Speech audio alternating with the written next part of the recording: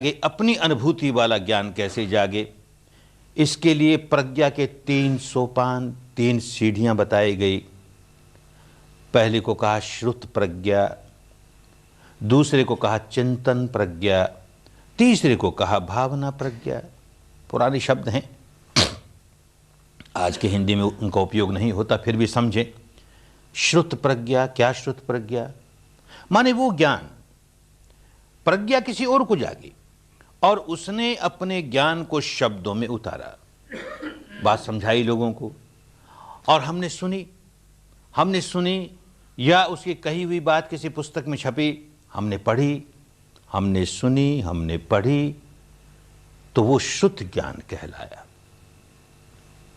बहुत अच्छा है, बुरा नहीं है, उसको बुरा नहीं कहते। जो आदमी कभी शुद्ध धर्म की बात अपने जीवन में सुनेगा ही नहीं, वो अपने भीतर शुद्ध धर्म जगा कैसे पाएगा? प्रज्ञा की बात सुनेगा ही नहीं, किसको प्रज्ञा कहते हैं, किसको सम्यक दर्शन कहते हैं, ऐसा कभी सुना ही नहीं, तो जिस भ्रांति में पड़ा है सारा जीवन भ्रांति में बीत जाएगा ना। तो सुनना बड़ी अच्छी बात है, लेकिन सुन करके अपने सामने दीवारें खड़ी कर ले, सुन लिया ना तो जान गया ना, जाना कुछ नहीं, मान रहा है केवल, और कहता जान गया ना, मैं तो अब सब जान गया ना, उसके प्रति बड़ी अंधश्रद्धा पैदा कर देता है। उस अंधश्रद्धा के मारे कहता है मैं जान गया, मैं जान गया, मैं जान गया। किसी किसी में अंधश्रद्धा नहीं होती, तो जरा चिंतन मनन करके सोचता है कि जो बात सुनी है, चाहे वो बुद्ध की वाणी है कि किसी और की वाणी है, सुनी है, तो भाई जो सुनी है वो क्या तर्क संगत है, वो क्या बुद्धि संगत है, वो क्या युक्ति संगत है, क्या वो मानने लायक है? यूं चिंतन करता है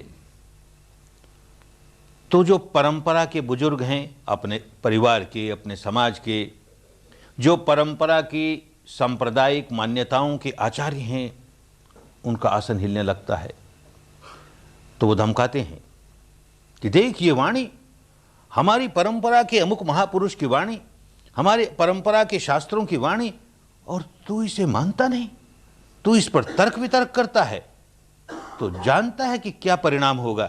तुझ में श्रद्धा नहीं इस पर, तो परिणाम क्या होगा? मरने के बाद तुझे नरक मिलेगा।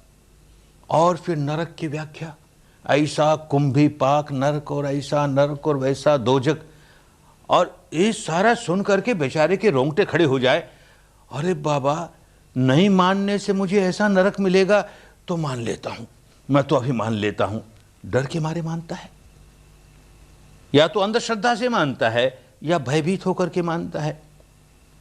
कभी कभी यही संप्रदाय के ठेकेदार प्रलोभन भी देते हैं, हमारी परंपराओं की ये जो दार्शनिक मान्यता है ना, इसको तुम बिना चूं चां किए, बिना तर्क वितर्क किए, जैसी है वैसे ही मान लोगे, तो जानते हो क्या परिणाम होगा? मरने के बाद स्वर्ग मिलेगा। और फिर स्वर्ग की व्याख्या, ऐसा स्वर्ग, उसमें ऐसी अप्सराएं और ऐसे पीने के लिए इस तरह की शराबें वहाँ की मिलेगी, अरे ये होगा वो होगा, बेचारे के मुंह में पानी आना शुरू हो जाए। अरे मान लेने मात्र से अगर ये कुछ मिलता है, हमारा क्या बिगड़ता है? हम तो मान लेते हैं, अभी मान लेते हैं। तो या तो अंधश्रद्धा से माना, या भयभीत होकर के माना, या लोभ लुब्ध होकर के माना, माना ही माना, जाना नहीं बिल्कुल। तो अगला कदम उठाना बहुत जरूरी। हम मनुष्य हैं ना, हमको मनुष्य किस लिए कहा गया?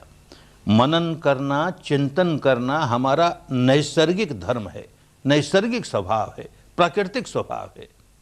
अंधविश्वास से किसी बात को मान लिया तो समझो कि मनुष्यता का ये बहुत बड़ा लक्षण खो दिया उसने, मनन करना।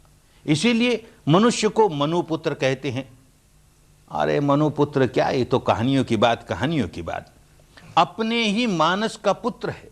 मैं जैसा हूं, भला हूं, बुरा हूं, जिस प्रकार का भी हूं, अपने ही मानस का पुत्र हूं, इस माने में मनुपुत्र कहा। चिंतन करना, मनन करना मनुष्य का नैसर्गिक स्वभाव है। तो नहीं इन बातों को सुनता और चिंतन मनन करता है, तर्क वितर्क करता है, संकल्प विकल्प करता है कि जो बात सुनी है वो कैसी है, तर्क संगत है कि नहीं, न्याय संगत है कि नहीं, बुद्धि संगत है कि नहीं। और फिर एक कठिनाई खड़ी हो जाती है। जो व्यक्ति जिस परंपरा में जन्मा है और उस परंपरा के लेप लगाए हैं बुद्धि पर, जब चिंतन करने बैठेगा, जब उस मान्यता पर तर्क वितर्क करने बैठेगा, तो अधिकतर, हमेशा तो नहीं, पर अधिकतर उस मान्यता का वकील बन जाएगा। हमारी मान्यता देखो क्यों ठीक है, इस कारण से ठीक है, उस कारण से ठीक है, उसका न्यायीकरण करता चला जाएगा। तो तर्क वितर्क भी गलत हुआ। और मान लो कि सही तर्क वितर्क भी हुआ, तो भाई बुद्धि से ही माना ना, और बुद्धि की अपनी सीमा है। कुछ बातें ऐसी होती हैं कि जो बुद्धि द्वारा नहीं समझी जाएंगी, क्योंकि वैसा अनुभव नहीं हुआ। जैसे जैसे अनुभव होता चला जाएगा वैसे वैसे बुद्धि समझ पाएगी, नहीं तो नहीं समझ पाएगी। तो आज जो बात बड़ी तर्क संगत लगती है, बुद्धि संगत लगती है, आगे जाकर के वही बड़ी असंगत लगने लगे, कौन जाने, क्योंकि उसकी अपनी सीमा होती है।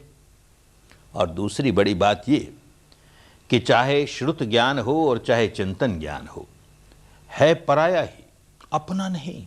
हमने केवल उस पर बुद्धि लगाई, तर्क वितर्क किया, उसको हमने बुद्धि के तराजू पर तोल के देखा, हमने उसे तर्क के कसौटी पर कस के देखा।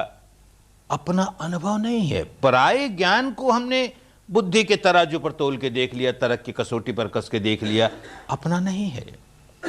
पराया ज्ञान हमारे लिए खाद का काम कर सकता है, खाद्य का नहीं। ज्ञान अपनी अनुभूति से जो जागेगा वो हमारा कल्याण करेगा, वही हमको जो बात जैसी है उसको जानने में सहायक बनेगा, क्योंकि अनुभूति से जान रहे हैं। और अनुभूति भी प्रारंभिक अवस्था में तो मोटी मोटी ही होगी, लेकिन मालूम हो जाए किस तरह से अनुभव करके गहराइयों से जाना जा सकता है, रास्ता मिल जाए, तो अंतिम सत्य तक उसकी सच्चाई जान जाएंगे। तो तीसरी जो है उसे भावनामयी प्रज्ञा कहा। भावनामयी, 2500 वर्ष में शब्दों के अर्थ बदल जाते हैं। आज तो भावना, कोई बहुत भावुक हो जाए, सेंटिमेंट हो जाए, उसके लिए भावना शब्द का इस्तेमाल होने लगा भारत में। उन दिनों की भाषा में वो नहीं। अपने अनुभव पर जो बात उतर रही है, जो घटना घट रही है, भवित हो रही है, हमारे भीतर जो भवित हो रहा है और बार बार भवित हो रहा है, उसका बहुलीकरण हुए जा रहा है, हमारी अनुभूति का बहुलीकरण हुए जा रहा है, वो भावित हुए जा रहा है। वो प्रज्ञा जो हमारी अनुभूति के बल पर सत्य का दर्शन बार बार हमारे भीतर करवाती है, सच्चाई की अनुभूति कराई जा रही है, वही आगे बढ़ती बढ़ती बढ़ती हमको मुक्त अवस्था तक ले जाएगी। उसको भावनामयी प्रज्ञा कहा। बस ये भावनामयी प्रज्ञा है जो हमारा कल्याण करेगी। ये नहीं रहे तो 1000 श्रुत प्रज्ञा हो, 1000 चिंतन प्रज्ञा हो, हमारा कल्याण होने वाला नहीं है।